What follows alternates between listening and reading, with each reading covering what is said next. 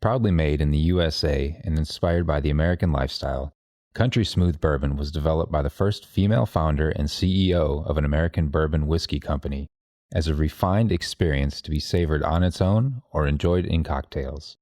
We are dedicated to celebrating the spirit of America and the crafting of premium bourbon whiskey. To learn more, visit countrysmooth.com, where you can order online or find a retailer near you. Cheers. Country Smooth. Female founded, country grounded.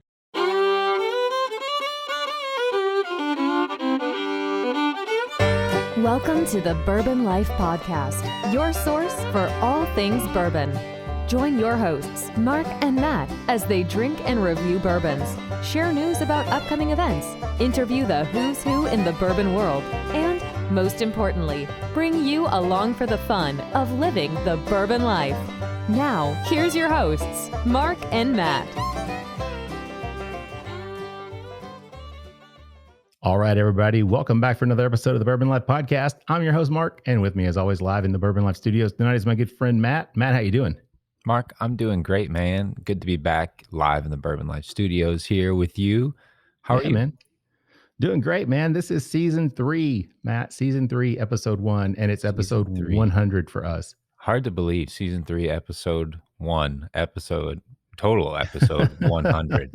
Holy it's smokes. Crazy. And our guest planned it that way. He told us. We didn't, That's right. The man behind the curtain did. That's right, like man. That. Pulling those strings and making it happen. But Matt, it is January. It is dry January. And I know you've participated in dry January the last 2 years. Of course, we started the podcast in February 2020. So that we were beyond dry January when we did that. But last year you did that. So this year I have decided to join in the fun, or lack of fun, I guess I should say. So I'm participating as well this year in dry January. We'll see. I woke up this morning and I thought it was already like the 6th of the month. And then when I realized it was the 4th, I was pretty disappointed to know I had 2 more days to go. So, but with that said, Matt, I do want to thank our sponsors. Of course, we appreciate everything that they do for us. With that said, Matt, though, you want to tell everybody who we have with us tonight? I would love to. So let's go back to episode 18. The year was 2020. The month was June. So if anybody can remember that far back or happens to know what was going on back then, we had on the show then the co-founder of New Riff Distilling, and we have brought him back. Jay Erisman, co-founder of New Riff Distilling, is again on the Bourbon Life Podcast. Jay, good to have you back on the Bourbon Life Podcast. Great to be here, Matt and Mark. Thanks for having us back. Man, was it that long ago? It seems like yesterday. That everything seems like yesterday. And I had to go back and look because I was like, I know he was close to the beginning. I couldn't remember exactly where it was, but yeah, show number 18. So, which means you were probably one of like maybe our 15th guest on this show. So we've had some great shows since then, and we're looking forward to having another great show with you tonight, like we did the first time. But I would like to just tell everybody, go back and listen to episode 18. By then, we were doing a lot better than we were the first 2 or 3 episodes. Yeah. So once we get into like the teens, I think it's safe to tell people to go back. I usually say skip like 1 through 7, 1 through 8, just because we didn't have our footing yet. It was kind of rough, but yeah, go back and check that out. But with that said, Jay, I know we don't want to touch on all the issues that we've previously talked about. But I guess before we get into it, let's talk about what we're going to drink, because I always have a bad habit of forgetting that. But we got 3 different things we're going to be drinking tonight. We kind of got a focus for this show as well. It's kind of a theme. So do you want to tell everybody what we have poured up for this first round? You bet. Well, at New Riff, as you would, I believe, find out in episode 18, the well-produced and manicured episode 18, we have a bit of a rye-centric identity at New Riff. And we make a lot of rye whiskey. We make mostly bourbon, but we sell a very appreciable amount of rye for a Kentucky distillery. And it's been part of our core identity from the ground up, really. Our bourbon is high rye, and we always committed to that spicy, robust grain, really on a quest for flavor above all else. But this time we are tasting tonight with you a portfolio of all rye, several of our ryes, not all of them. I guess I'd have to get out my fingers and count, but I think we might make more total rye whiskeys than we do bourbons, for that matter. But on tap tonight are our single barrel rye, which is our standard rye recipe: 95% rye, 5% malted rye, but expressed in the single barrel format, which is also the barrel proof format. This is at least 4 years old. It's a 4-year-old rye, barrel proof. The sample I have in front of me is 103.9 proof. I'm not sure what you guys have there in the Bourbon Life studios, but it's a barrel proof rye. Not a lot of them out there. And this is a single barrel. In the middle, we are tasting privately. I would tell you it's sentimentally my favorite whiskey we make, the Balboa Rye, which is an heirloom rye grain distillation. Our fantastic farmer who provides us all of our corn from Indiana, on his family farm for many years, has been growing this heirloom rye. And to make a long story short, we'll talk about it more later. He provides us with a 1940s, really 1933 vintage rye variety that's just unknown to the modern world. That's called Balboa Rye. And then we're finishing up with a whiskey we are all really proud of and really excited to have on the docket, our 100% malted rye, which is our first regular offering that is an older whiskey. This is a 6-year-old. It's bottled in bond without chill filtration, just like all of our whiskeys that aren't single barrels, and is 100% malted rye. So we've got a rye lineup of 3, dare I say, rather iconoclastic rye. So yeah, and the good thing is, Jay, this episode is actually coming out on Friday. So how appropriate! Nice, I love it. Thank God it's man. Friday. Yeah. So this one, we've got the single barrel we have. I believe it's 103.7. Did you say what was yours? 103.9. 103.9. Okay. So just a smidge different. So Jay, just going to that, because this is your single barrel, and that's what your rye is. It's always a single barrel. Is that right? Oh, no. Well, our core rye expression, the flagship rye, if you will, is our bottled in bond rye. At New Riff, we only make, we always say this, and then we have to give a disclaimer. We only make bottled in bond whiskey, except for all those single barrels that we sell.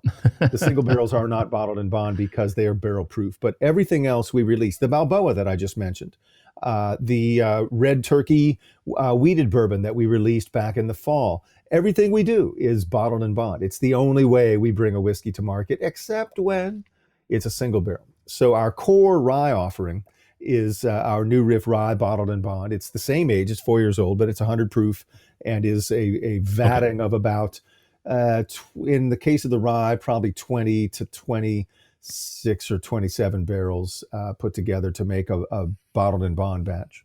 Okay, great. So your bottle is 103.9, mine's 103.7. So can I ask what are you guys going in the barrel at to get to that 103? We barrel everything we make at 110. Okay, all right.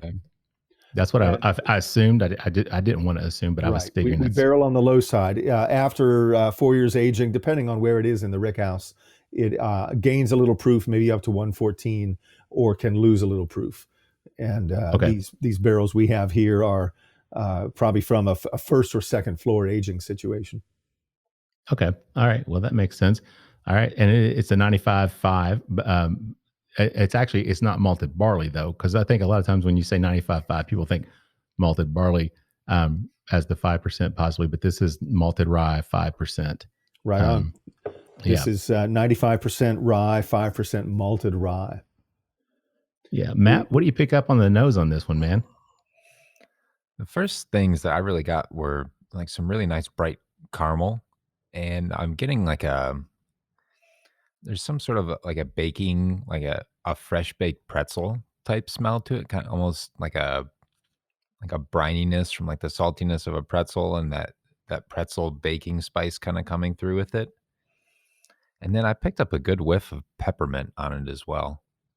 Nice. Yeah. The sweetness. Yeah. Sweet mintiness. I can see that as a peppermint, Matt. That makes sense. You know, it's weird, but I'm actually getting a little bit of leather. And I don't know why, but because I usually, when I think of a rye whiskey, I don't think that I'm going to get leather, and it's not an age issue. I don't know if it's maybe because it's a higher proof a little bit. I don't know. but I actually detect, to me, just a hint of leather that it wasn't there at the beginning, and I just got a nose of it.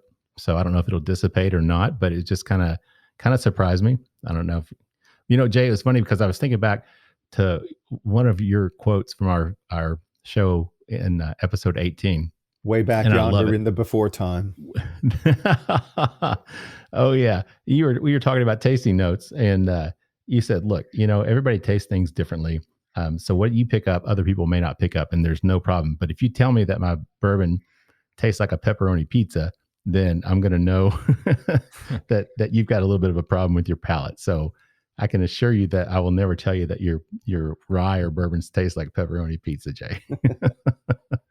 Yeah, I totally concur. And of course, we have different barrels here. But to Matt's point of the mint, mintiness is often, not always, a flavor descriptor. I think in New Riff Rye, it's rather common actually. And for me personally, I don't find so often peppermint as I do other slightly more herbal takes on the mint theme, like spearmint, or especially like wintergreen. Or it can even cross into things like sarsaparilla root or sassafras, and those kind of green mint-ish sort of flavors. Peppermint too sometimes, but it can be instructive to go and get the plants. I have 4 different pots of mint comprising, I think, 3 different strains down in my dining room right now. They're dying because it's the end of the season, but we cut them down and they rebirth in the spring, and we've been running these things for years. And they're various kinds of mints. It can be really instructive to go and get yourself some of these mints and crush them up in your hands and taste them. And while you're at it, make for yourself a drink, which the bourbonosphere here in Kentucky should stop their ears lest I say this blasphemy, but I love a rye mint julep. Seriously, go try it out. It's fantastic. The rye with you more. With the mintiness really pings off the mint that you have in your glass. I drink them year round. I don't wait for the damn horse race. A rye mint julep is a really fun thing, I think. And it's very overlooked in Kentucky. Again, they're probably disowning me. I'm an Ohioan anyway. So go and try a mint julep, but put in some New Riff Rye. That's a great suggestion, Matt. I know your dog's named Julep, so you are a julep fan. So yeah, that's actually usually when I make mine, it's 50-50 whether it's bourbon or rye. Cool. Very, very nice. So Jay, I know we talked about it before, but we've got so many more listeners now from back in the days. So can you just take a few minutes, tell everybody a little bit about yourself? Just a kind of an introduction as to who you are and really how you got into the bourbon world. Sure. Well, maybe we should start with the fact of New Riff Distilling and where that began and when, and take it back from there a little bit. We opened New Riff Distilling in the spring of 2014. I can't believe we're staring down the barrel of 8 years old now, but we are. And we are birthed, if you will, out of a retail store, the iconic Northern Kentucky retailer, liquor retailer, The Party Source, that is in Bellevue, Kentucky. And we are in the parking lot, if you will, of The Party Source. The way this happened was between what I was doing, I worked at The Party Source from 2001 for the owner of The Party Source, of course, and my boss these now 20 years, Ken Lewis, an amazing man, an amazing American entrepreneur, really is what he's got beating in his person, the spirit of entrepreneurship, and the kind of entrepreneur that our country seems to birth from time to time. And Ken's chosen field was retail alcoholic beverages. And I worked there from 2001. And between what I started doing for the store in fine spirits, and especially working very intimately with many of the great bourbon distilleries of the state, and Ken's entrepreneurial vision, between the two of us, we somehow cooked up a plan that we should sell the store and build a distillery in the parking lot and do it our damn selves. And lo and behold, it worked. And now multiple double gold medals later, and a lot of fans emerging around the world, I guess. God bless them. We are New Riff Distilling. So for me, my journey in whiskey probably started when I was a freshman in college, quite what seems like a long time ago. Maybe it's not really. And I came out of that dorm room with a Scotch collection. And I also had, from those days, a love of good bourbon. And it became one of those passionate hobbies that you gather a lot of knowledge about, and eventually turned into a career. And so here we are. That's great, man. I mean, I love that story. It's a great story. What you guys were able to do with the Party Source, and then move on to New Riff, and it's just, yeah, man, you guys are killing it up there. Thank you. Especially if you're on social media, you see New Riff everywhere. But what you guys are putting out it's absolutely incredible. You talked a little bit about the Balboa. We'll go to that one in the next round. But talking about your rye. Your grains and things that you work with, do you try to source those? Are they local? Is it local rye, or is that something you have to source from somewhere else? Right. Well, the Balboa that we'll taste in a few minutes is very local. It's grown by our farmer up the road in Indiana. But our primary rye is not. It comes from a wonderful company called Brooks Grain, and they are really the primary supplier of rye grain to the industry. I don't know all the large distilleries that use Brooks, but most of them do. They are the primary purveyors of the rye grain into the bourbon industry. And their rye comes mostly from Northern Europe. Sweden is a wonderful source, sometimes Germany or Denmark, rarely Poland, but sometimes. And it's actually less expensive to bring it up the river on a barge than it is to, for example, truck it or train it in from a place like Canada or other rye producing regions. But furthermore, the specific rye selection or rye specification that we use is critical for making a 95% rye. The inventor of the 95% rye was the wonderful master distiller Larry Ebersold, who was the master distiller for many years at the Seagram's plant in Lawrenceburg, Indiana. And he invented this 95% rye recipe, and we put a new riff on that by making it 95% rye, 5% malted rye. Nonetheless, it's a 95% rye recipe. And in order to pull off that concentration of rye, which rye is probably the hardest whiskey in the world to make. It's sticky, it gums up in the still, it foams up in the fermenters, it just makes a mess of things. The old-time distillers in Kentucky, they hated making rye. They never wanted to make it if they could avoid it. And Larry set about making this wild recipe of 95%. And a critical component of that is the quality and the exact specification of the rye. And this Northern European rye was the one that really worked for them. And furthermore, they clean the rye. Our rye comes in cleaned. You might wonder, well, how do you clean a grain? And the way you clean a grain is you pour the grain onto a large, basically like a sieve, like a filter of some kind, a screen, and you shake that back and forth. Now, this screen is about as big as your car, and you're pouring the grain on and you're shaking it. And the screen allows the grain to fall through the screen, where staying behind is things like grass and sticks and any kind of detritus like that. It goes onto a smaller screen, and that one shakes back and forth. And that is smaller than the grain. And so the grain remains on the screen, but what falls through is all the dust and dirt and pebbles and all the stuff you don't want in there. Almost no bourbon distillery would pay, especially a large one with shareholders and bean counters associated with them, would pay to have the rye cleaned. That just was not common at all, because that's an extra step in making, in acquiring really your rye grain. But that was critical for the 95% rye recipe. So our specification of rye is exactly the one that Master Larry Ebersold specified back in the day at the Seagram's, Indiana plant. And so for that reason, that's why we use what we think is the world's best supply of rye grain. Our corn comes, as I said, from our Indiana corn farmer. It is non-GMO and has only and ever come from him.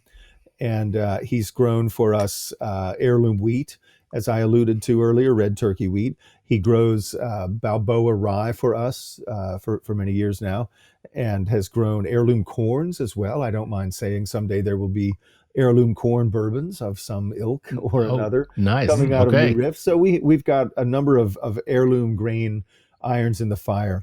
We are not a farmer distillery. We didn't own a farm. We were not farmers by trade. My gosh, if we had tried to figure out how to run a farm at the same time to make whiskey for the first time in anyone's life that ever worked at New Riff, we just could have never got it done. So we're not a farm distillery, but I like to think, and we endeavor to keep a close connection to a farmer. We are not out there on the market saying, give me the cheapest corn you got. You got to beat his price. We have been with one corn farmer from day one. And he's a fantastic farmer, and he can grow us all of these bespoke custom grains. So that's the gist of our grains in a nutshell. No, that's great. That's great that you have that relationship with him, and you've continued to have that since 2014. I mean, you're going on 8 years. That's impressive. Matt, let's talk about the palate on this one and the finish. What do you get on this single barrel rye? Big, bold, and spicy right up front. Yeah, like a big kick of spice immediately. Nice peppercorn, good amount of heat on it as well. And then it leads to like some really sweet caramel. And I'm picking up like a little bit of some sort of like an herbal tea. Like coming like some sort of like, nice tea leaves, nice herbal taste on it. And then good peppercorn down the line as well. That nice spiciness, good finish. A little bit of the mint comes through as well, but really, really delightful. It's funny because after I taste it, of course, I'm not swallowing. But after I'm done with that and I breathe in, it's almost that same feeling like when you've had mouthwash in your mouth. And I don't mean that in a bad way, but you get that mintiness, that spiciness that sometimes you can pick off, when you have a mouthwash in your mouth and then you take a big, deep breath and your tongue just tingles. Man, the finish on this rye is amazing. And it just continues to go on and on and on. And I can just feel it, it coated my tongue, my palate everywhere. And that, like you said, Matt, that spiciness or the peppercorn, this is fantastic. I wish I was drinking it, and I can't wait till February 1st. Jay, what about you? What do we miss, and what do we leave out on that? Well, I can't say you're leaving out anything. We have different barrels for the first part, but for my barrel, my sample, I'm getting. I mentioned earlier that spearmint, and I get that here, but also like a kind of nondescript mint that I can't necessarily place, but it seems very sort of fresh cut. Like you have just gone with a trimmer through the mint bush or something like that. Almost like a cut grass herbaceousness that I'm getting. There's a little bit of a pleasant astringency, reminding me a little bit of what Matt mentioned about the tea. And really what I mean when I say astringent is a dryness on the palate, even at the same time that there's also, and I love this duality sometimes when I get this in a whiskey. It happens in whiskeys, for me at least, all from all around the world, something that is at once sweet, but the sides of it, if you will, in your mouth are a little bit dry. It's both zesty and herbal and dry, but also has some sweetness at the core. Yeah, that makes a lot of sense, Jay. That's what the dryingness, I see what you're talking about, because I get that sensation as well, but I just can't get over that tingly feeling that just continues to linger on and on. That's pretty amazing. Even my lips are a little tingly on this. And it's funny because I think the first time I ever met you, Jay, was at Whiskey Bear Bar here in Lexington. Yeah. And that may have been 2019. 2019. Possibly. I can't remember. Before the pandemic. We were drinking through some bourbons, and you had the single barrel rye over there. And at the time, I really wasn't much of a rye drinker. My wife was with me, and we both got a sample of that. And it was like, oh, wow, that'll really wake you right up. And I love it now. So Matt's turned me into a rye drinker. And this one's fantastic. Really, really enjoyed this one. I should add, Mark, one thing I am doing to this sample that our listeners and you guys may wish to do as well, or just be aware of. I add a little bit of water to it. And given that New Riff whiskeys are, all of them, unchill filtered, these are very reactive with water. So I like to nose the whiskey straight. I might taste it straight. I often do. And then hit it with a splash of water and revel in these additional flavors and different notes and aromas that emerge out of the glass after that. Adding a little water really wakes it up. It frees additional flavors out of it. This is the case in any whiskey, but it's much more apparent in an unchill filtered whiskey like New Riff, where we have not gone through the cosmetic and aggressive filtration that most whiskeys are subjected to. We leave all of the character, the aroma, the flavor, the texture, very important. The texture is all remaining from the barrel all the way to your glass, and adding a splash of water really wakes that up. So sometimes if for a given sample, two people taste it different ways based on whether they are adding water. That's a good point, Jay. I didn't think about that. I'm glad you said that. And that's something moving forward I'll keep in mind. It's funny because when I'm drinking it, I don't think about that. But now that I'm just tasting it, it kind of changes the complexity of tasting for me. And that's a great thing to keep in mind, to drop some water in there. Matt, final thoughts, because we're at the end of round one here, man. What do you think? Final thoughts on this single barrel rye? I think it's excellent. Great big spice. Certainly drinks, or at least tastes a lot warmer than 103.7 in our case. So I think it's adding quite a bit of punch from that. But it's got depth and complexity to it as well. Even as I go back and just smell the glass, the nose on it and the aroma has changed so much as it's opened up.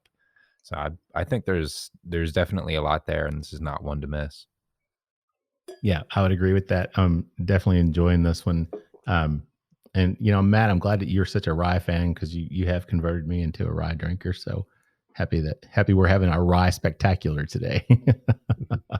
All right, guys, I'll tell you what, let's take a quick break, get a word from our sponsors, and we'll be back with more with Jay Erisman, the co-founder from New Riff Distilling, in just a minute. Everybody just sit tight, and we'll be right back. Located just east of Lake Tahoe and the Sierra Nevada mountains, Frey Ranch Distillery was founded by fifth-generation Nevada farmers.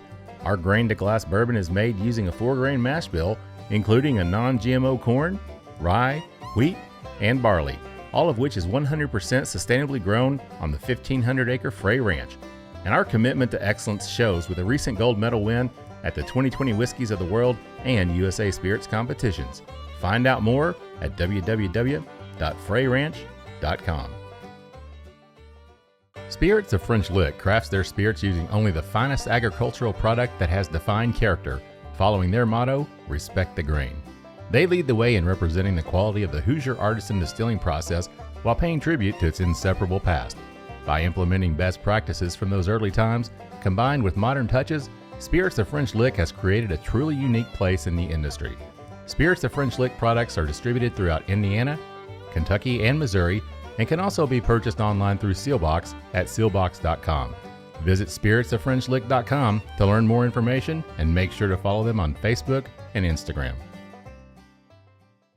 All right, everybody, welcome back for round, session, segment, period, act, scene 2, whatever you want to call it, the Bourbon Life Podcast. I'm your host, Mark. With me, as always, live in the Bourbon Life Studios is my good friend, Matt. Matt, how you doing out there, man? Mark, I'm doing great out here. How are you doing in your office? I'm doing great. How are you doing in front of the fireplace? I'm doing excellent in front of the fireplace. It's a nice chilly evening here in Kentucky. Yeah, and, nice to have a little fire going on my backside. Yeah, man. Looks like we might get some snow, man. I've seen some predictions up to possibly 8 or 9 inches here in central Kentucky on Thursday, man. Really? I'm just telling you that somebody posted some model runs and stuff, and yeah, it was like 8 or 9 inches. No, I've not heard any forecasts from, professional people, but this was somebody that does it for fun, and they were running some models, and yeah, man, like 8.5 inches here in Lexington. You listen to like the ham radio weather forecast or something? Yeah, that's what it is, man. That's what it is. It's conspiracy theory weather. Anyway, Anyhow, man, let's move on with our show. Let's get back here because we've Yeah. got the star of episode 18 joining us again for episode 100, Jay Erisman, the co-founder of New Riff Distilling. Jay, welcome back for session number 2 here. Thanks, Matt. Thanks, Mark. Well, we're glad you stuck around. You know, we had a little technical glitches there, but man, it's technology is great when it works, and sometimes it just has a mind of its own. So we appreciate you hanging out with us there. Now, this round we got something poured up a little different. We mentioned it earlier, but you want to tell everybody what we're going to be drinking on this round, Jay? Right. As I mentioned earlier, sentimentally, maybe my favorite whiskey we make at New Riff, it's the Balboa Rye. It thrills me to no end to be able that we are able to make an heirloom rye and do it on a regular basis. We in the very early going, we only made one batch of this, and then we made another batch. But working with our farmer that grows this for us in Indiana, he gets us up to silo deliveries, 50,000 pounds at a time of Balboa Rye. I believe in 2021 and 22, we will have distilled the better part of 120,000 pounds of Balboa. So over the years, its production increased, and I love the even sheer biodiversity that brings to the farming scene, and preserving, if you will, these old flavors and old grains. So near and dear to my heart is Balboa Rye. This is a rye strain that was developed in the 1930s. By the 1940s, it was one of the primary ryes in the Midwest, if you will, very much so in the environs of Indiana. I have some historical records from the 1940s indicating a tremendous amount of Balboa Rye being used. It was sort of the rye of choice. And as the years went by, modern strains with greater productivity displaced it, which is the case with almost all heirloom grains. If not, they wouldn't have become heirloom, and we would still enjoy them today. But farmers and agriculturists, agronomists come up with new and improved strains. And by the 1970s, probably, Balboa was becoming more and more rare. It is all but impossible to find now anybody growing it. And our farmer preserved it on his farm for many years, really just as a cover crop. He wasn't really doing anything with it. Sometimes he would turn it into animal feed. But he mentioned it to us, saying, I think he was delivering a load of grain in September of 2014, if memory serves. And he just casually turned to me and said, by the way, did you know I grow some rye too? I was so surprised, I fell down on the ground, and I got back up and said, what, you grow rye? I can't believe it. And he's already growing us this fantastic corn. Well, what kind of rye does he do? And it was this heirloom rye. And we much as I would love to say it was our idea all along, we just stumbled into it by virtue of working with such a great farmer. So we distilled some, and we've been making it ever since. And I wouldn't say that it's better than our normal rye, our standard rye. It is absolutely different. It has a different set of flavors that you won't find in a modern rye varietal. So Balboa Rye is what we're enjoying here in round 2. And this is bottled in bond. It's 100 proof. And this one is, I believe, is this 4 years old, or is it? 4 years old, yes. It is 4, okay. It's 4 years old, and the grain bill is worth noting. It's the same grain bill as our primary rye, which is 95% rye, 5% malted rye. But the grain bill here is 95 Balboa Rye. Okay. It's not our usual rye with 15% of Balboa mixed in, or half Balboa and half ordinary rye. It's 95% Balboa Rye, 5% malted rye. So if you get a bottle of this, also be sure and pick up a bottle of our standard rye, and it makes a fascinating comparison, a 1-to-1 comparison, apples to apples, of what a difference the heirloom grain can make. The same grain bill, the same water, same distillery yeast, the distillers, everything's the same. The only difference is that one is 95% of this heirloom grain, and the other one is 95% of our standard Northern European rye, which we discussed in segment 1 of our show here. Right. So it's maybe a rare possibility to taste a 95%, almost a pure version of this rye. It would have been easy to make something that was only 25% Balboa and slap a name on it And we sure could have made a lot more Balboa, but it wouldn't have been what it is now. And that's just not the way we roll at New Riff. Transparency is one of our highest values. Yeah. And that's what, I mean, people appreciate that. Definitely appreciate that about you guys. One of the things that, from our episode 18 that we talked about was the transparency and how much people just really appreciate that. People in the marketplace that are buying, that are looking for something to enjoy. That stands out a lot. And that separates you guys from a lot of other people out there. So we appreciate that as drinkers, as fans, that you guys are that transparent about things. So it's kind of funny. So you basically, on this Balboa, I was going to ask you that. I mean, how was it something you read an article somewhere and said, oh my gosh, Balboa Rye used to make wonderful rye whiskey. So it was just kind of, it wasn't that at all. It was just, hey, do you know we grow rye? Exactly. It was an opportunity to grow it from our farmer. Heirloom grains are something that, to be clear, were and are a passion of mine for many years. I'm a member of Slow Food Cincinnati, and a committed foodie, if you will. I care about good, clean, and fair food and the preservation of old flavors and things like that. So heirloom grains was a topic that I always wanted to explore, and we have since then.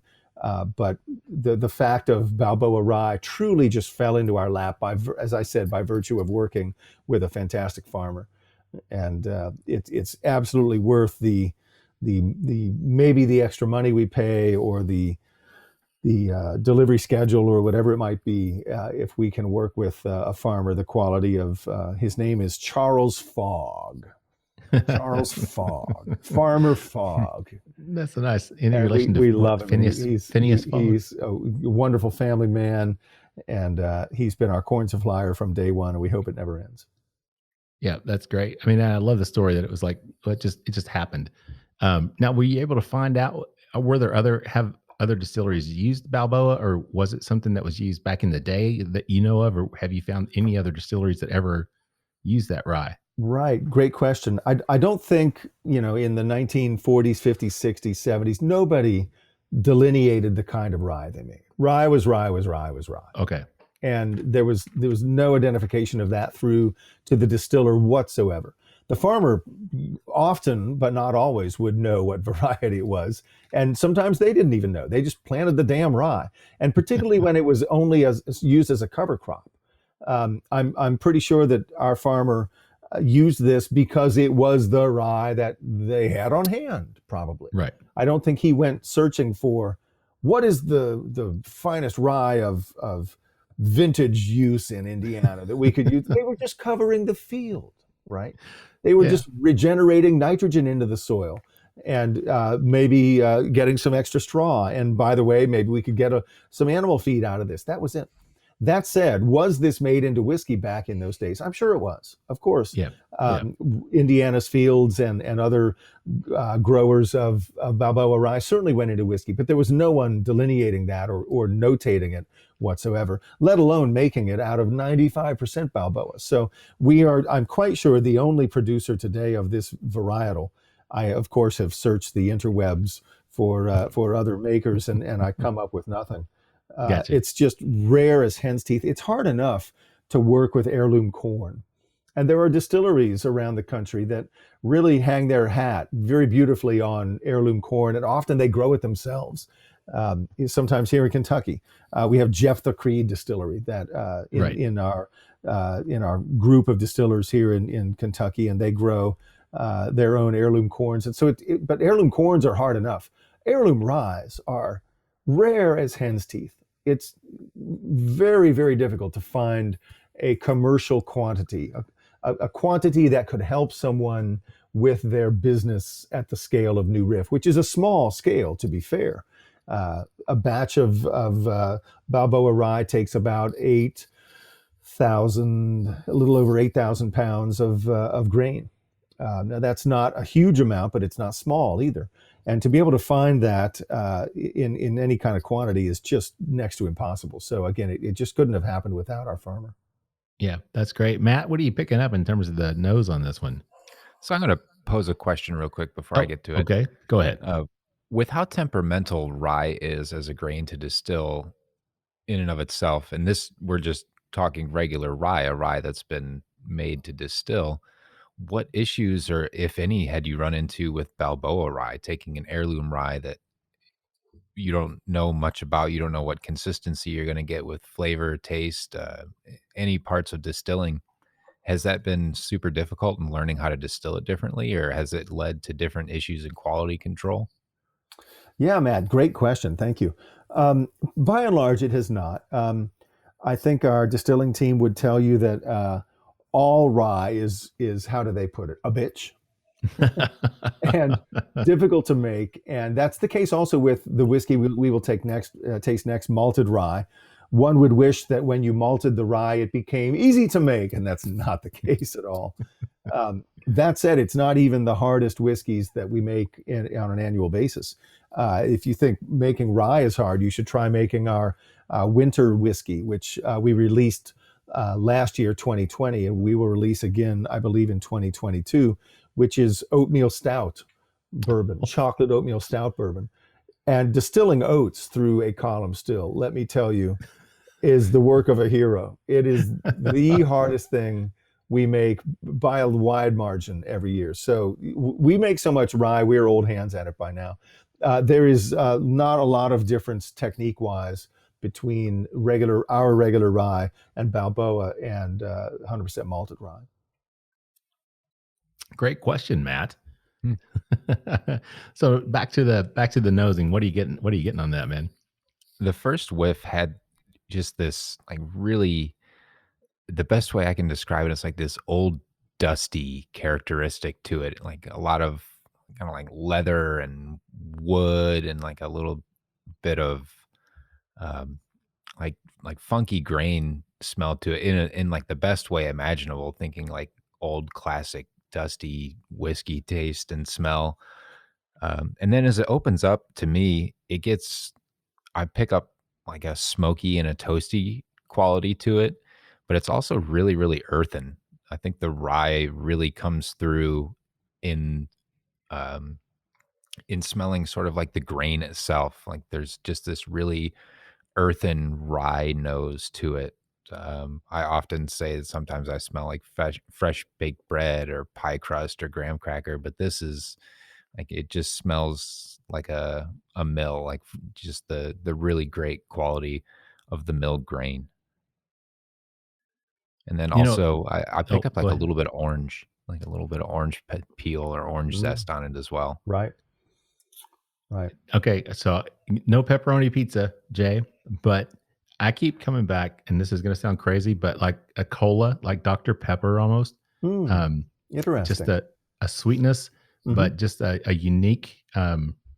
There's a sweetness that is predominant to me that reminds me kind of like a cola, but um, it's got kind of Dr. Pepper has this kind of spiciness or just a different, it doesn't smell like Coca-Cola or anything else. Mhm. But for some reason, that just keeps coming back to my mind. Um, like a Dr. Pepper, which is which, it's great. So Matt, Well, Jay, what else is out there on these tasting notes or the nosing notes? your mention of things like Dr. Pepper or sodas or things like that. Recall what I said earlier about the standard rye, that there can be elements of rooty or grassiness going on. Grassy with reference to the fact that rye is a grass. It's a grain, but it's not a grain quite as robust in its production as something like, I mean, in terms of the seeds as a wheat, or certainly like a corn. It is a member of the grass family. I sometimes get a grassy quality out of our rye, but as I mentioned, I get flavors sometimes, not always, like sarsaparilla and sassafras and these almost root derived. Sometimes things like licorice root. I don't mean that it tastes like a black licorice jelly bean, Right. but if you've ever chewed on an actual licorice root, which is quite sweet, by the way, it's not what you expect if you come to it thinking licorice jelly bean, licorice flavor, or let alone like star anise or the flavors that go into absinthe and things like that. licorice liqueurs, but there is a rooty quality sometimes to it. And you start talking, mentioning things like sassafras and sarsaparilla. You are not very far from root beer, and that is not very far from the Dr. Peppers of the world. A lot of them have many flavors in those kind of recipes crossing over. Or here's a good one: if you've ever been in an old country store down yonder in the holler in Kentucky buying country hams, you might buy a package of Whorehound candies. Oh yes, oh yeah. You ever had Whorehound candies? Oh yeah. Go get you, if dear listeners, if you haven't experienced a Whorehound candy, go get you some and have a flavor reference of what this hard candy is like. It's this traditional American candy. And those kind of flavors come up sometimes in rye. Can be part of the spice, the panoply of spices that we identify in New Riff Rye whiskey. In Balboa, I get all of the above, but I also get, in general, a more floral, a fruitier and more floral character than I get in our standard rye. Like I said, I wouldn't say it's better than, but it's absolutely different than, and different than really almost any rye on the market. Yeah, well, I appreciate you saving me on the Dr. Pepper there, Jay, going full circle and bringing me back in to the fold. I really appreciate that. But okay, when I was a kid in Eastern Kentucky, I used to go to the woods and dig up small sassafras trees just to get the roots. I would bring them home, clean them, and then actually boil them, add a little bit of sugar to the water, and make my own sassafras tea when I was like 9-10 years old. Yeah, dude, you were doing it, Mark. That's the stuff right there. Crazy. But yes, I loved sassafras as a kid. So I can definitely see that. So Jay, June 2020, the pandemic had just started when you were a guest. We started in February of that year. Everything kind of shut down, kind of switched our whole strategy as how we're going to do this podcast. Can you talk a little bit about the impact, though, on you guys? I mean, we've been at it now for almost 2 years that, we've been dealing with COVID. So as a business, as a distillery, can you talk about the impact and how you all have adjusted to working with that? Oh yeah. It's been a ride for us, like it has everybody. By and large, we've never had to shut down New Riff, knocking on wood here, knocking on the barrelhead, shut it down because of COVID, that we had some outbreak that caused us to have to lose production and come out of production. In the spring of 2020, we were fully in production and figuring out how to deal with this, and it was all very scary. And we pivoted to devoting some of our production runs to making hand sanitizer, which was a novel thing for us. Here we were, makers of award-winning, delicious bourbon and rye whiskeys and gin, and we had to figure out how to make things that tasted terrible, that are completely antithetical. Even our equipment, how do we even make that with what we have? And we did. Our production team was a total team effort. All these different people pitched in to handle their own little facet of becoming a hand sanitizer maker.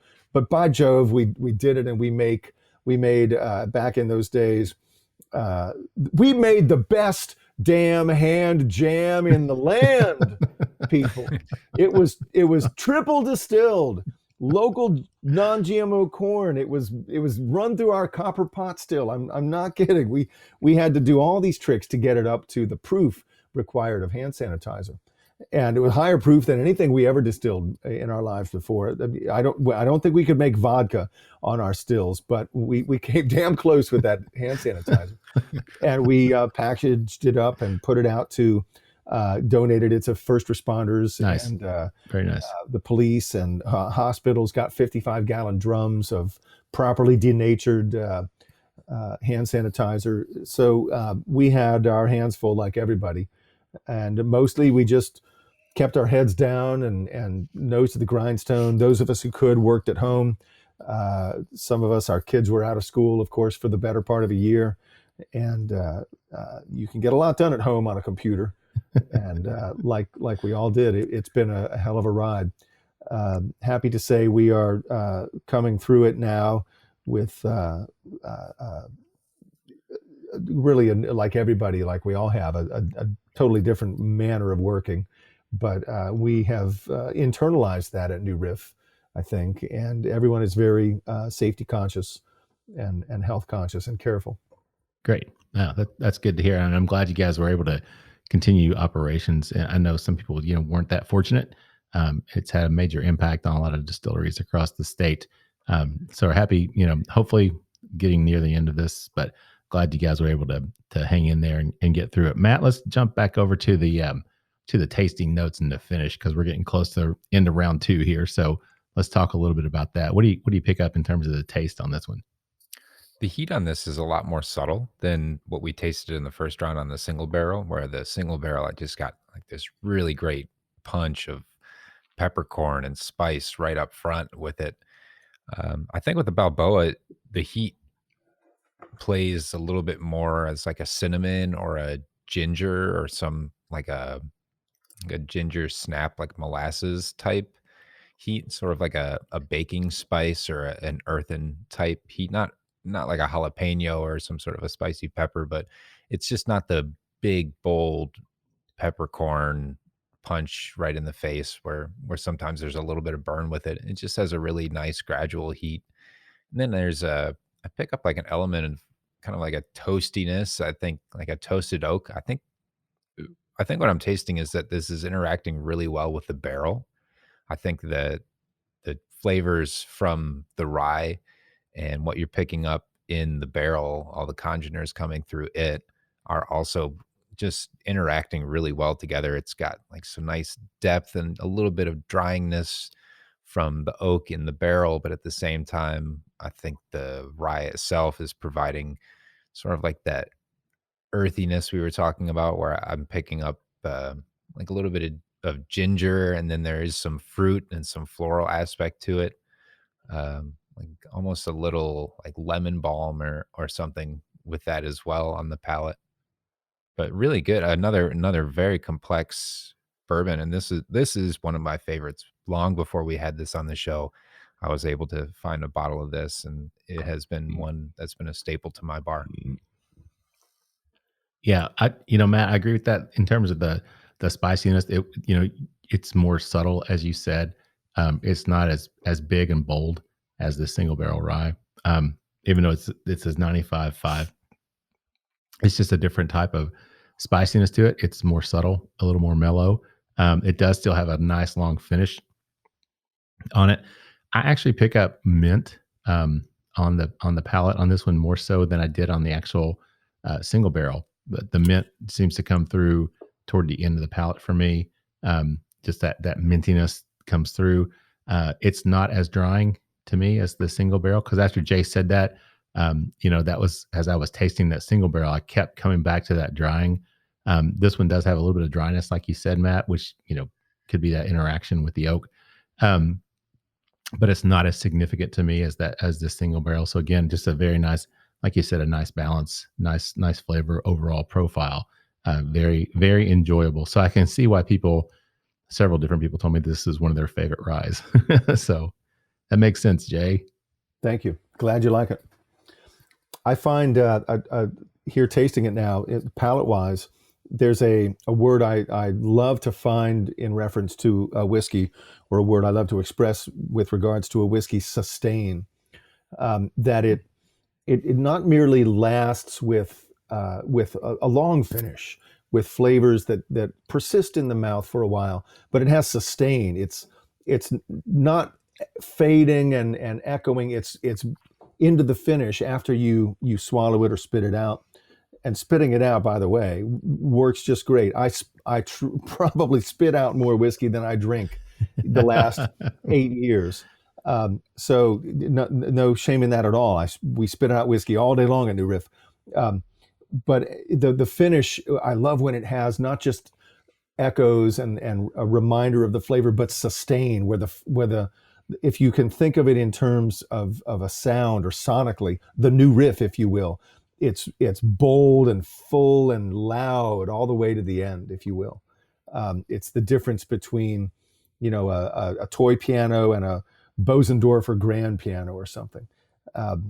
I love that this has got this sustain and this long, not just a long finish of flavor, but it speaks with volume long into that finish. Does that make sense? It does. Yeah. Yeah. As a musician, I understand what you're saying. Yeah, I right can on, relate to brother. Okay. It's the Les Paul and the Marshall recipe here. There you go. Yeah, that makes sense. Well, guys, we are at the end of round 3 here. Matt, final thoughts on the Balboa Rye. I don't even have to ask, right? You don't have to ask, but this is round 2, so round 2. My bad. Sorry about that. I'm not even drinking. What's going on here? maybe it's because you're not drinking. That could be it, Matt. Yeah, Final Balboa thoughts. Rye, absolutely, Yeah, absolutely. I agree, and I am looking forward to being able to fully enjoy this one as well with the single barrel in a few weeks. So very, very good. All right, guys, let's take a quick break, get a word from our sponsors, and we'll be back with more with Jay Erisman, co-founder of New Riff Distilling, in just a minute. Three Chords line of whiskeys embody the spirit of creativity. The whiskey is a true collaboration between producer and composer Neil Giraldo and master blender distiller Ari Sussman. The three-chord team of expert blenders, coopers, and sensory professionals have developed a multi-step process they call Perfectly Tuned Taste. This process begins by carefully selecting the finest bourbon and rye whiskeys from Kentucky, Tennessee, and Indiana, and then blending them together. Find out more about the whiskeys and distribution in your area at www.threechordbourbon.com. The Stave Restaurant is a bourbon lover's paradise right here in the heart of bourbon country. Located at 5711 McCracken Pike in Millville, Kentucky, between Castle and Key and Woodford Reserve, Chef Kyle Klatka prepares amazing food each day that features an elevated Kentucky-inspired cuisine. With a full-service bar, great bourbon flights, and signature cocktails, the Stave is the perfect place to catch up with friends after a fun-filled day of touring the local distilleries. Be sure to check them out online at thestavekentucky.com or at Instagram and Facebook at The Stave Kentucky.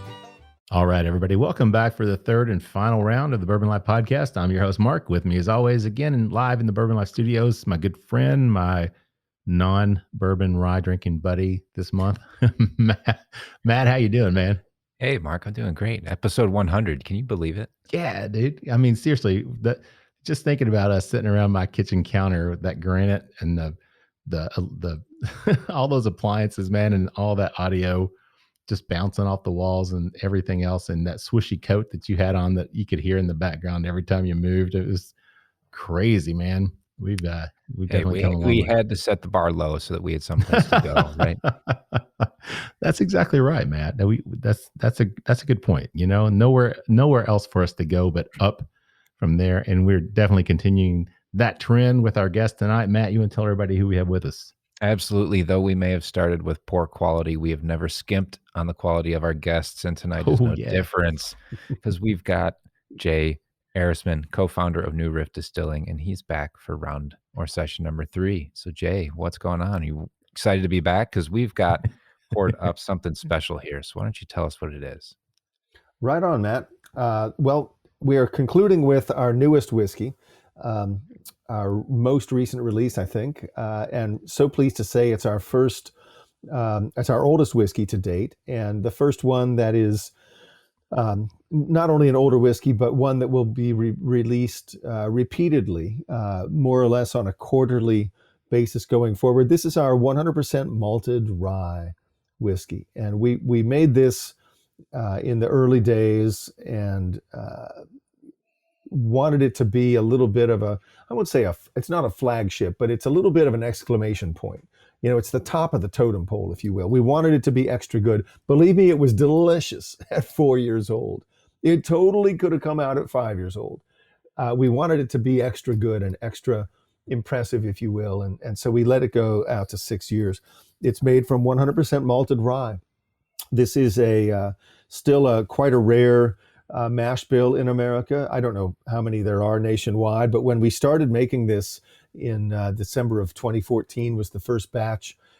There was only, to my knowledge, and I had a pretty complete knowledge given that I sold everything in the country from the liquor store we ran at back in those days, the Party Source. There was only one other malted rye whiskey in the nation, and now there's at least 3 or 4. I'm sure there's a few more than that, craft distillers that I haven't heard of making it. Suffice it to say, it's still a rather rare mash bill that crosses the spiciness of rye with the refinement that you get out of malting a grain. And it's one of our favorite whiskeys to make every month. We do make it every month, and it will be coming out on a more or less quarterly basis from here on out from New Riff. Oh, that's great. And this one, again, bottled and bond, non-chill filtered, 100 proof, but 6 years old. And this has got the 100% malted rye mash bill. So is this the same rye then as the single barrel rye, the Northern European, or is it a different? No, it's a different supply of rye. This comes to us when we began making this, again, back in late 2014. There was no domestic supply of malted rye that could probably meet our requirements and our needs. And furthermore, our head distiller who found this grain for us, Brian Sprance, brilliant guy, my coworker for many years, and beloved brother in New Riff. He went and found this rye really out of his brewing background. Brian came to us out of the brewing industry. Craft beer was his background, and so he knew just where to go. But it was for malted rye, but it was not a whiskey grains house. It was a beer grains house. So this rye came initially from, and still does, from Germany.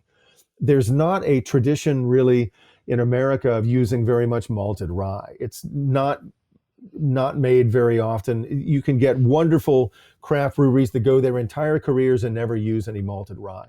In Germany, however, there is a long tradition of making what they call Roggen rye beer, and it's a rye-based ale that is one of the traditional beer styles in Germany. So there's plenty of malted rye in Germany, and we brought some over from Bamberg, Germany, and that is what made the first batches and what still makes up our quantities. We are probably the country's largest distiller of malted rye. I don't know this for an absolute fact, but we've made quite a bit of it over the years. We distill it, as I said, every month. We use the better part of probably about 27,000 pounds of malted rye every month. And the only place to go for that at the time was Germany. And so it comes over in a container directly to New Riff. We are, small anecdote, for our grain supplier, we are by far their largest consumer of malted rye. None of their breweries or anyone else comes close. So it comes from Germany, actually. Interesting. Well, I appreciate that. And just real quick, just because, we have listeners of varying experience levels here, drinking levels, et cetera. Can you explain what malted means? Just so people out there, if they're wondering, if they don't, they hear the term all the time, but they may not actually know what that means. You bet. Happy to do so. And it won't take too long either. So malting is a process by which you almost trick the grain or the seed of grain into believing that it is germinating. You can malt almost any kind of grain, some with more success than others. Malted corn is really tough, but you can malt barley and oats and wheat, and you can, of course, malt rye, as we have here. The common grain to do this with is barley malt or malted barley. And you moisten the grain, and those little seeds of grain, they begin to think that they are going to become a plant. They think they're going to start to grow, and they start to put out a little rootlet on the end, a little rootlet on the end of the seed. That is a sign that this seed is hoping to become a barley plant or a rye plant. And inside that seed, it then starts to set up enzymes that will help the seed turn the starches in the plant into sugars that it can consume to grow.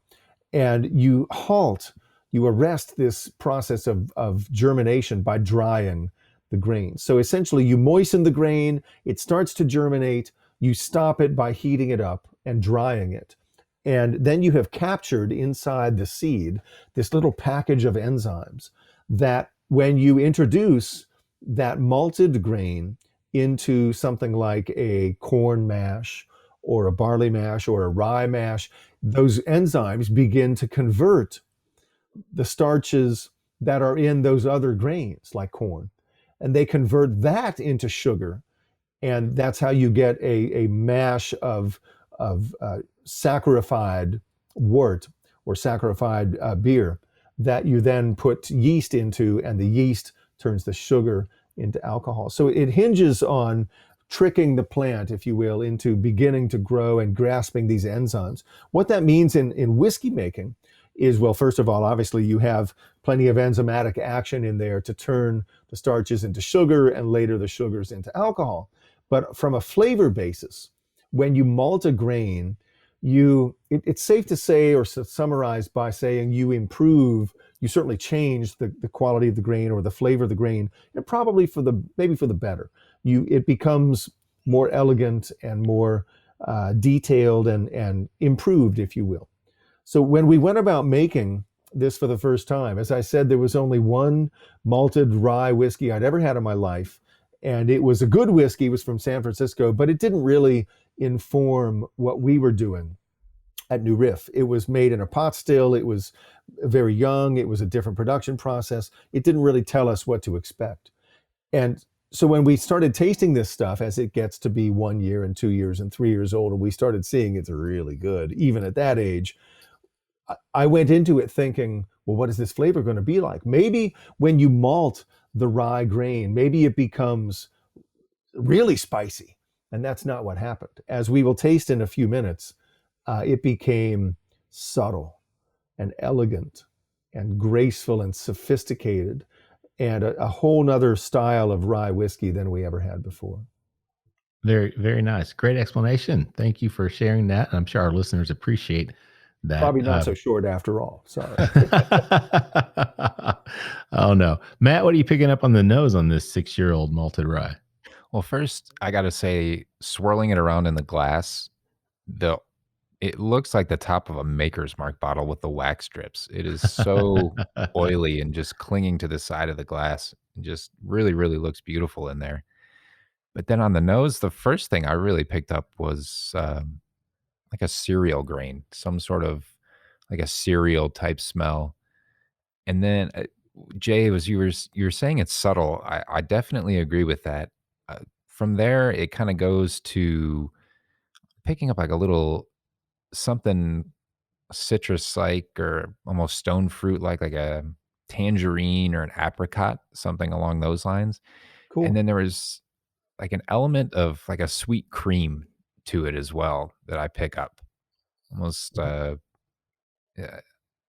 like I'm thinking like not like an orange sherbet type sweet cream flavor, but there's a savory sweetness to it.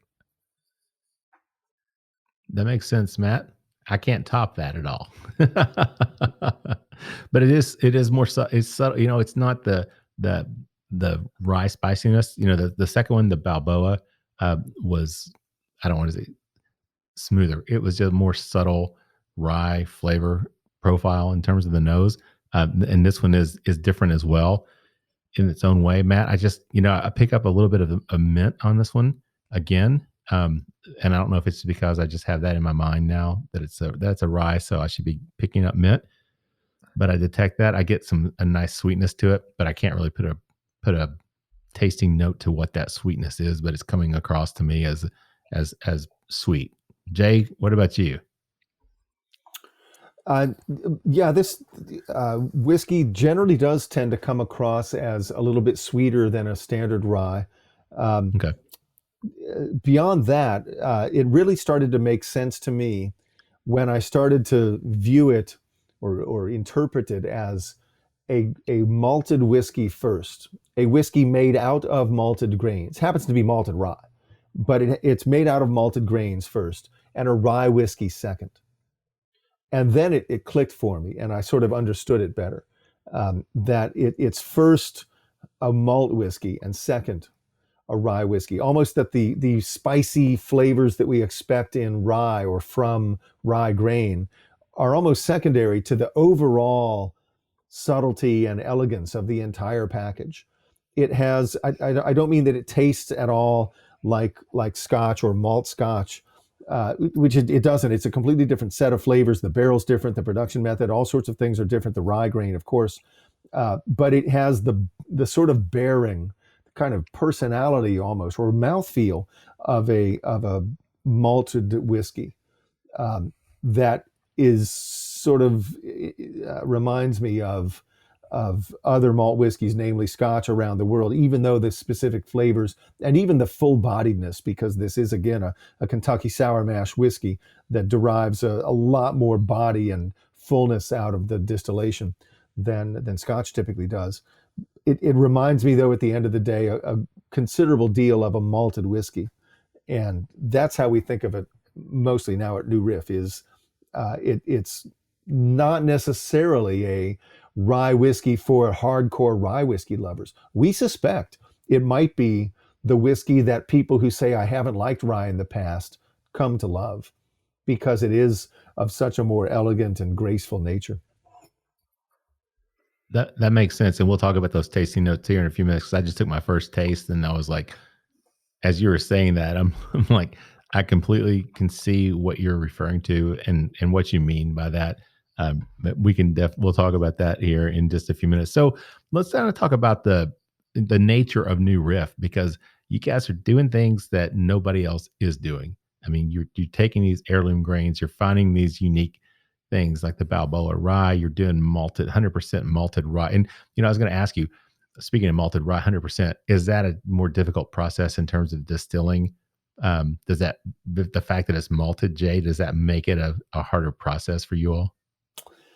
I wouldn't say no, it's not harder. Again, it's about the same.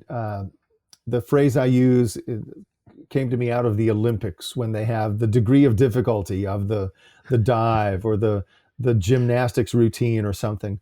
The degree of difficulty of any rye whiskey is elevated. And when you get out to 95% or 100% in this case, rye whiskey, the degree of difficulty again is just about at the highest in the world of whiskey making.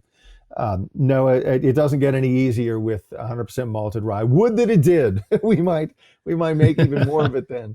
But no, it's still a bit of a bear to make. Again, we've got the tools of the trade and the tricks that help us to keep it in line. And it helps actually that it's 100% malted, and we don't have an unmalted grain in there to deal with converting. It will easily take care of converting itself. In fact, the malted rye makes a little bit, I guess, to put it this way, a standard bourbon distillation at New Riff makes 12 to 13 barrels, sometimes 14. And a malted rye distillation makes a solid 14 barrels and sometimes 15. So because it's malted, we get a little bit higher yield out of every fermenter. Okay. Very, very interesting. So my question I was going to, when I took that detour, I mean, you guys do, I don't want to say you're experimenting, but you're doing some things that are definitely unique. Is that part of your DNA at New Riff? Is that what you consider New Riff to really be about? Great question. Yeah, the back of the bottle, if you have one around, you pick it up and turn over a bottle of New Riff, and on the back it says a new riff on an old tradition. The old tradition being Kentucky sour mash whiskey making, and the new riff being our approach to it. And sometimes those riffs are very deep, but a little bit subtle. For example, the fact that our whiskeys primarily are bottled and bond without chill filtration. That is a riff on the bottled and bond tradition itself. One of the most hallowed traditions in American whiskey and in Kentucky whiskey. But other times those riffs, if you will, are more experimental, more innovative, more daring, heavier, right? Heavier riffs. We're getting into Tony Iommi land here, we hope, with some of our riffs, if you will. Witness the whiskey we made. We released it in a year ago or more. The Backsetter came out in the spring of 2020. That was made with, it featured a one bottling of bourbon whiskey and one bottling of rye whiskey that were made with the backset. The sour mash technique involved backset from a batch of peated malted barley. And so we, almost by a magic trick, we put peated flavor into a whiskey that had no peated grain in it. And that was a heavy riff, you know. So we experiment sometimes at the outer limits of our technique with things like that. Other times, seeking to, again, to use a musical analogy, and we try not to be the musical distillery at New Riff. And yet a number of us there, myself included, are musicians, and a bunch of us are major music fans. Ken Lewis is an old deadhead. He's the one responsible for the naming of the distillery, New Riff. It came to him really from a rock and roll theme. And we sometimes do approach things in that way. What about imagine an album that is casting back to sounds that they had in the 60s or the 50s, or even earlier than that, or an all acoustic blues record, 1920s style. That's a little bit what we reach back to with Heirloom Grains, asking the question. For example, we made a red turkey wheated bourbon that's made with red turkey wheat, which is an 1850s vintage of wheat that came to America with Ukrainian immigrants. And the question was, what kind of wheat were they using in 1880, 90, 1910, before Prohibition? What kind of wheat would they have been making? What would a wheated bourbon have tasted like back then? We're not saying that this is what it tasted like exactly, but at least we're reaching in that direction and taking some inspiration from it. It's as if we're playing that vintage instrument. We're recording, you know, Bach sonatas with period Renaissance violins and things like that, you know. We're reaching back to use the flavors that came before us. And that's a riff in itself on, that's a modern riff on the tradition. Both reaching back to older flavors and putting them into new contexts. We are, I don't know that we're by any means the most innovative distillery that's out there. People are doing real wild stuff these days with whiskey, and Sure. God bless them. We're inspired by that too. But we hope to do things that are cut from whole cloth, that are not merely taking umpteen different wines and getting the barrels and doing finishes on them. I'm not opposed to barrel finishes. We'll probably do our own someday, but we want to mostly make things from scratch and put them in a barrel for 4 years. And then we will know what kind of whiskey we made. And that's mostly what we do. So there is certainly a spirit of improvisation and innovation and sort of multidisciplinary thoughtfulness at New Riff, but it comes down at the end to making good, honest whiskey. So it's kind of like somewhere in between Revolver and Sergeant Pepper's. You know, you guys are innovating and and changing the way things are done. So I was going to ask you, that was funny because you brought up a couple of things in that, what you were saying there with regard to barrel finishes. Because I know that's kind of a big thing now. People are doing barrel finishes, whether it's a whiskey or a wine barrel or another, whatever, or toasted barrels. Is that anything that you guys have looked at or are working on, or can you say? Well, we did a barrel finish once upon a time. Earlier in our careers at New Riff, you may recall that we had a brand of sourced whiskey.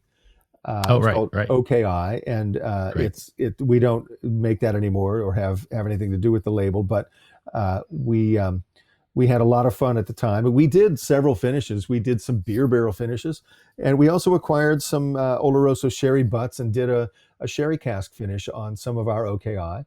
I admire all those things. I certainly drank and enjoyed many of them over the decades from Scotland and elsewhere. Love me some sherry casks and things like that. If we did something like that, we would want it to rise to the level of something meaningful, of a riff that's not to beat the musical connotations into the ground, but really worth listening to.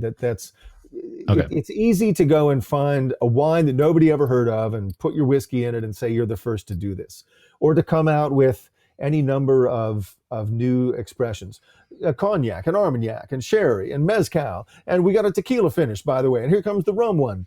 And not that those are bad, but often it's just a way to put more things into the marketplace and to Right. get, speaking as a former retailer who I had these things pushed on me by all those distilleries for all those years. It's like, oh man, do I really have to get the Pinot de Charente finish? I love Pinot de Charente, but last month you hit me up with the Banyuls finish. And now what do we do? It Right. sometimes is a way just to have more products. And to me, that's kind of a cheap and easy way to claim you're being innovative. So if and when we do something like that, we would hope that it's meaningful, at least meaningful to us internally, and coherent to the vision of the whiskey as a whole, of the given whiskey. You know, if we did a finish, let's make sure there's a reason for it beyond just that. Look what we can do with this new barrel, and don't you have to go buy it? Right. I'm sure right. that's a delicious whiskey. We have, sort of bigger prey to go after than just find a new finish. That makes sense. I appreciate that answer very, very much. That makes a lot of sense to me. Jay, you guys, I guess last year, in the fall, you guys went through an expansion. Can you talk about that just a little bit? Tell everybody what that was about and what you're doing. Right. So thrilled to say we figured out how to squeeze 3 more fermenters into our footprint. Our building is vertical. It's constrained in the horizontal. And so we couldn't just blow out the wall and put more fermenters out into the parking lot. That wouldn't work. So we couldn't really see for some years where to put some more fermenters, but we figured it out, and we put in, like I said, squeezed in cheek to jowl 3 more fermenters in our building. And that takes us from 6 fermenters up to 9, a 50% expansion. This is our second expansion. The first one we started in month 10 of our operations, years ahead of schedule. And it took us a little while longer to get to expansion number 2, but here we are. This is it. No more expansions. We cannot increase There's no room. the output of this at all. There's no more room for fermenters, but we put in 3 more, and that will take us from 8,000 barrels up to 12,000 barrels.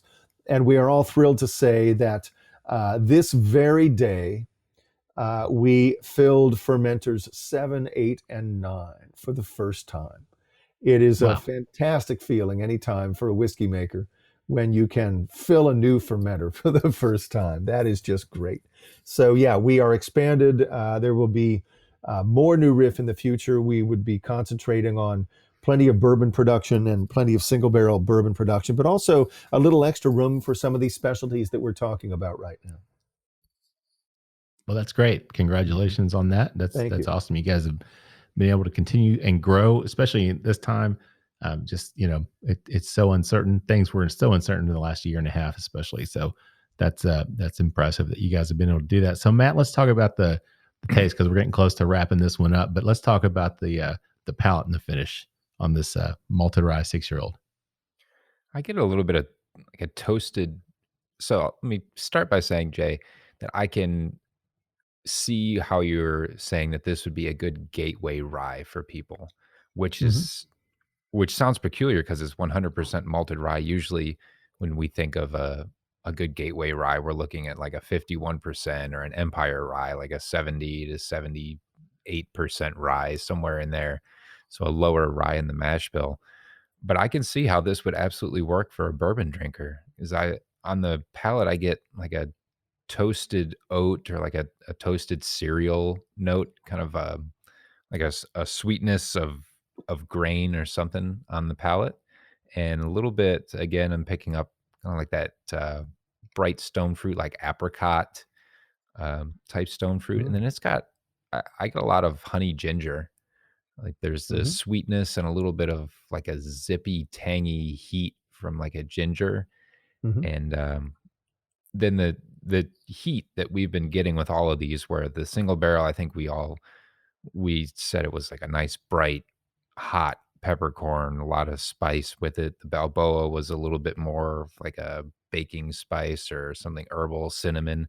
This just has like a nice, lingering, thoughtful heat to it.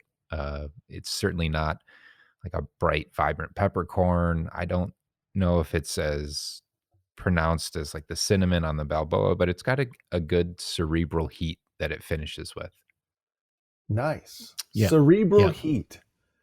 I love that. Matt, I'm going to write that down. I'm writing that down right now. Cerebral heat. Yes. There you go. Yes. Jay, it's funny because I took my first taste as you were talking about it earlier and talking about just that overall, the mouthfeel, the bold, not the boldness, but the richness. And it was, to me, when I took that first drink, it was like I could just, my entire mouth, and different than the single barrel where it was just that spiciness and that tingly sensation. There was almost like a creaminess to just a fullness, a richness to the whole taste to it. You get that spiciness a little bit, but it's not like a heavy rye spice at all. And the lingering, Matt, you mentioned honey ginger. That's what the sweetness. There's a sweetness on this finish that just continues for me it just pops back up like in the corners of my mouth. This sweetness that comes up almost like I've had a mouthful of honey. That's just it's just a lingering effect on there, it. So, Pooh Bear. yeah. Well, hey, what can I say, man? But yeah, very good. This one's really good, Jay. So 6 years old. Are there plans to expand even more? I mean, go out a couple more years on some of your products, or you think 6 years old might be the cap for that?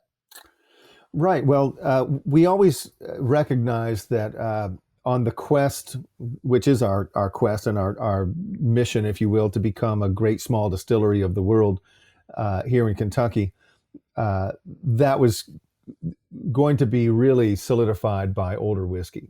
We have received, I mentioned, double gold medals for our whole portfolio, and the Balboa was deemed the best rye in the country by a set of writers earlier this year at the John Barleycorn Awards and stuff like that. We're doing just fine at 4 years old, but the real reputation would be achieved at something older. We don't know how old that is, 7, 8, 9, 10, whatever it takes. That's not really the point today.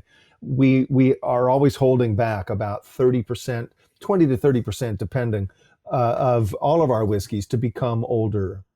And so there are not really a concrete plan where I say, well, it's going to be 6 or it's going to be 7 or it's going to have to be 8. We don't know that yet. We're going to let the whiskey tell us. But we absolutely have got what we think is a generous amount at 20 or 30%, because we could sell it all today. And we're holding that back to become older. And in the fullness of time, will require patience, please. There will absolutely be older new riffs. All right, Jay. So speaking of which, let's talk about the future a little bit here. Let's talk about the future with you guys. Anything coming up that you want to talk about or share with our listeners? Right. Well, to the point of this malted rye we just tasted, that is in a little bit wider availability now. The first release of malted rye was Kentucky only, and that was back in about May of this year. And the next one came out in October of this year, and that was a little bit more broadly distributed. And from there on out, the malted rye will be more or less a quarterly release. There will be a shot out to the market, to all of our retailers and our bars, our customers in late January, early February, something like that. There will be a quarterly release there. There will be another one in the second quarter. So if you missed out on the first or the second release of New Riff Malted Rye, sit tight. There's probably some coming to a New Riff vendor near you. It will always be a little bit limited, but there will always be some coming. So that is very good news, and sort of the coming to maturity of that particular offering. Okay, that sounds great. We appreciate that. How's the future for you, Jay? You want to talk about that? I mean, I'm assuming you're sticking with New Riff. You guys got a lot of exciting things going on. So, did you ever imagine 8 years ago, 7 years ago when you started that this would be where you were? Man, probably I speak for a lot of us when I say I still pinch myself sometimes walking into the place. You pull up in your car and you get out and you walk into, like, God damn, I work at a distillery. Look at this. Look at that thing, It's amazing.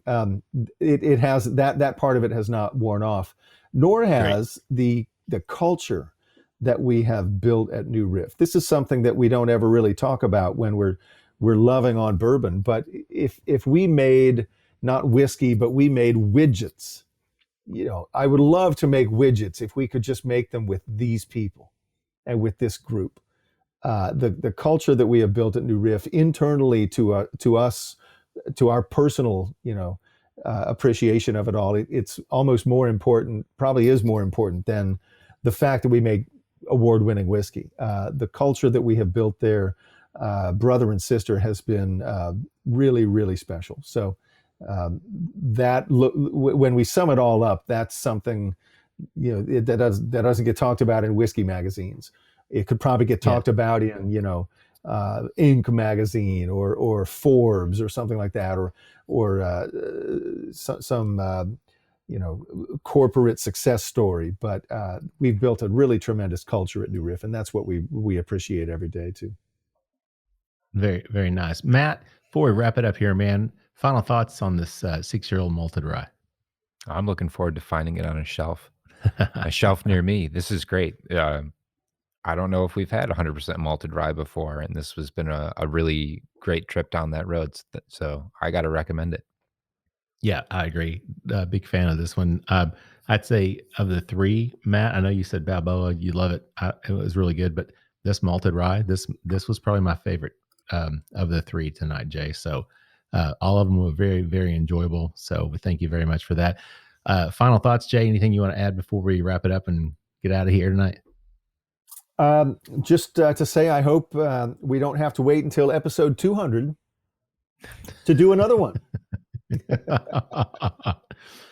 We won't do that. We'll come up there to the distillery. Absolutely. Check out the expansion. Maybe number 150 or something. We can do one live, or we can do one in the distillery and have some fun with that. But great to be back here with you guys, and look forward to more in the future. Appreciate that very much, Jay. We appreciate that. Matt, anything else before we close it out? Jay, we love welcoming you back to the podcast here. Thanks for coming back with us.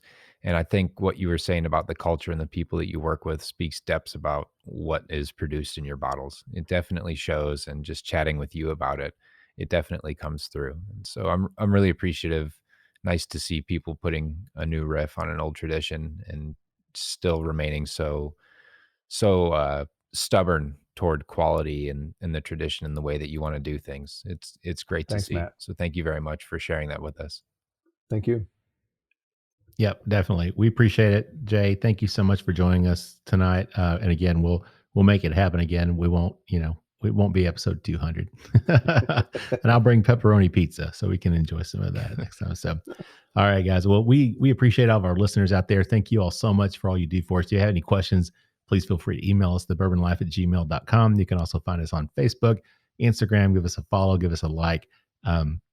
Obviously, the podcast is on all major platforms out there. But if you have any questions or anything you'd like to hear or see on the show, please let us know. We'd love to hear from you guys. We appreciate all of our sponsors. Thank you all for all you do for us as well. And with that said, I'm going to wrap it up, send us home with our tagline, which is, may your glasses always be full, and may you keep on living the bourbon life. Thank you for joining us for this week's episode of the Bourbon Life Podcast. Our mission at the Bourbon Life is simple: to share our passion for all things bourbon with you every week. And we'd really love to hear your thoughts on how we're doing. You can find us on Instagram and Facebook at The Bourbon Life. You can also contact us by email at thebourbonlife@gmail.com. And you can always find us on your favorite podcast platform. If you have a moment, we'd love it if you would rate us and give us a review. So until next week, we hope your glass is always full and that you keep on living the bourbon life.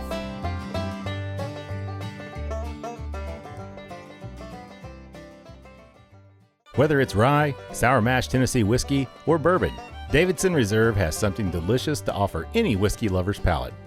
Pick up a bottle of one of our award-winning Davidson Reserve whiskeys from your local retailer today. Visit www.davidsonreserve.com for more information. And cheers to drinking local.